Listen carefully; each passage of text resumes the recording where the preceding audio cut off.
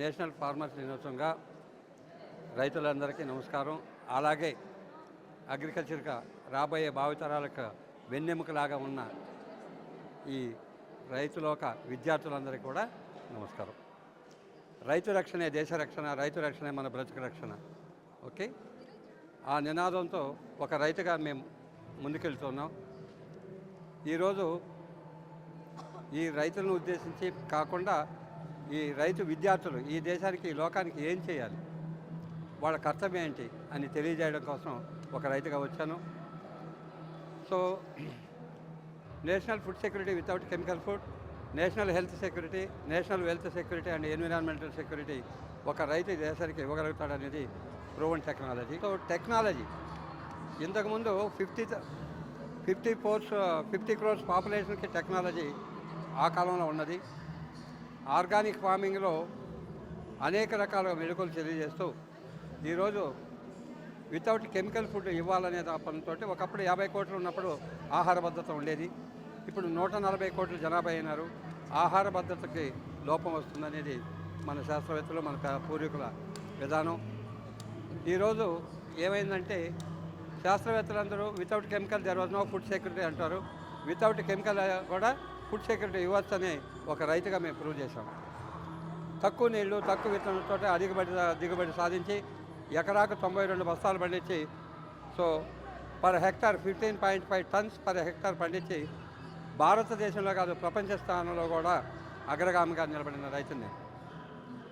So ఆ విధంగా technology using of less water, less seed, high yield, how to get అనేది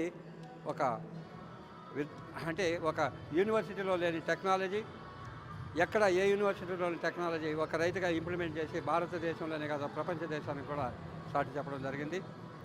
so తద్వారా భారత ప్రభుత్వం, అమెరికా ప్రెసిడెంట్ జార్జ్ బుష్ కూడా Indian agriculture is the best agriculture system అని నా గురించి చెప్పడం జరిగింది. అలాగే మన్మోహన్ సింగ్ 93 సైన్స్ కాంగ్రెస్ మీటింగ్లో కూడా నా గురించి చెప్పడం జరిగింది. ఇప్పుడున్న ప్రజెంట్ ప్రధానమంత్రి నరేంద్ర మోడీ కూడా 1 lakh క్యాష్ అవార్డు ఇవ్వడం జరిగింది బాబు జగజ్జీవన్ కిసాన్ పురస్కారం ద్వారా. అట్లాగే మా పొలంలోనే ex chief minister doctor YS Rajasekhara Reddy హెలికాప్టర్లో దిగి వరి కోసి గవర్నమెంట్ ఆఫ్ ఇండియా రికార్డ్ చేసింది ఎకరాకు 92 బస్తాలు, highest yielding in the global. ఆ విధంగా నేను వ్యవసాయం ఎందుకు స్టార్ట్ చేశానంటే farmer should not buy anything from outside, everything should grown in his own farm అనేది మా కాన్సెప్ట్.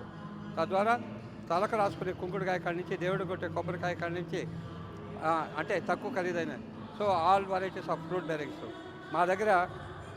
ఒక రైతు దగ్గర అగ్రికల్చర్ యూనివర్సిటీ క్రాపింగ్ ప్యాటర్న్ ఉంది, హార్టికల్చర్ ఉంటుంది, ఫ్లోరికల్చర్ ఉంటుంది, వెటర్నరీ ఉంటుంది, అరోమాటిక్ ప్లాంట్స్, మెడిసినల్ ప్లాంట్స్ కూడా గ్రో చేస్తున్నాం. సో అంటే సస్టైనబుల్ అగ్రికల్చర్, మిక్స్డ్ ఫార్మింగ్ సిస్టంలో ఎలా దిగుబడి సాధించవచ్చు అనేది విద్యార్థి లోకాలకంతా కూడా ఎడ్యుకేట్ చేస్తున్నాం. నా గురించి 9th క్లాస్ బయాలజీలో వీళ్ళందరూ చదువుకొని వచ్చిన వాళ్ళే. 9th క్లాస్ బయాలజీలో కూడా ఒక లెసన్ ఉంటుంది, that's the first time India and international level also. So state లెవెల్లోనే కాకుండా 2 రాష్ట్రాల్లో కూడా నా గురించి ఉన్నది. అది విద్యార్థుల్ని, ఎందుకంటే స్టూడెంట్స్ నేచర్కి అనుసంధానం ఎలా చేయాలనే దాంతో ఆ 9th క్లాస్ బయాలజీలో గత 15 సంవత్సరాల ద్వారా ఉండడం వల్ల, ఆ అవకాశం నాకు ఉండడం వల్ల అనేక లక్షల మంది per annum 23 lakhs of students are studying regarding me for 5 to 7 marks. ఆ విద్యార్థులకు వాళ్ళ యూనివర్సిటీలకు పోయి నేను ఎక్స్ప్లెయిన్ చేయడం, వాళ్ళు ఎడ్యుకేట్ చేయడం, అలాగే వాళ్ళ స్కూల్స్కి వెళ్ళి ఎడ్యుకేట్ చేయడం. మా ఫామ్కు రెగ్యులర్గా కూడా సో హండ్రెడ్స్ చొప్పున ఫామ్కి వస్తుంటారు. ఆ ఫామ్లో కూడా వాళ్ళు ఎడ్యుకేట్ చేసుకుంటాం. ఈ విధంగా భారతదేశానికి, సో ఇక్కడ ఈరోజు మల్లారెడ్డి యూనివర్సిటీ అగ్రికల్చర్ స్టూడెంట్స్ మంచి రైతు దినోత్సవం మంచి సెమినార్ ఏర్పాటు చేయడం జరిగింది. తద్వారా అనేక మంది వక్తలు కూడా సో విద్యార్థులను ఉద్దేశించి మాట్లాడడం జరిగింది.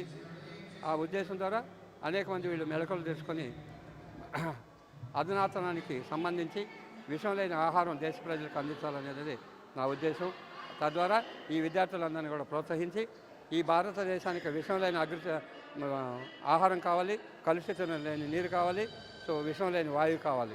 ఈరోజు oxygen is not available any super market అని ఇదివరకు చెప్పేవాడిని. ఇప్పుడు oxygen also available in the super market అని కరోనా వచ్చిన తర్వాత చెప్పే పరిస్థితులు వచ్చింది. కాబట్టి వీటన్నిటికీ మూలాధారం ప్రకృతిని మనం డిస్ట్రాయ్ చేసాం. ప్రకృతిని కాపాడమని ప్రతి ఒక్కరిని కోరుకుంటున్నాం.